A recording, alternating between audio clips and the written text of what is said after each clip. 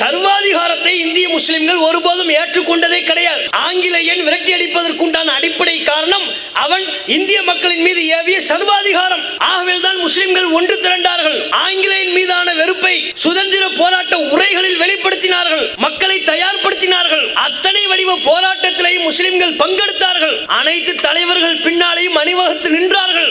ஆங்கிலேயனை இந்த நாட்டை விட்டு ஓட ஓட விரட்டி அடித்தார்கள். காரணம், எங்களை அடிமைப்படுத்துவதற்கு நீ யார்? சர்வாதிகாரத்தை நாங்கள் ஏற்றுக்கொள்ள மாட்டோம். அதே சர்வாதிகாரத்தை மோடி அரசாங்கம் நம்ம மீது திணிக்குமையான ஆங்கிலேயனுக்கு எந்த விதத்தில் பதிலடி கொடுத்தோமோ அதே விதத்தில் மோடி அரசாங்கத்திற்கும் பதிலடி கொடுக்க இந்திய முஸ்லிம்கள் தயார். நம்முடைய அடையாளத்தை அளிக்கிறது, பேரை மாத்துறது, இதெல்லாம் என்ன நம்மளை ஒழிக்கிறதா நினைச்சுக்கிட்டு மாத்தி விட்டார்கள், பயந்து ஒடுங்கிடுவோம் நினைக்கிறீங்களா?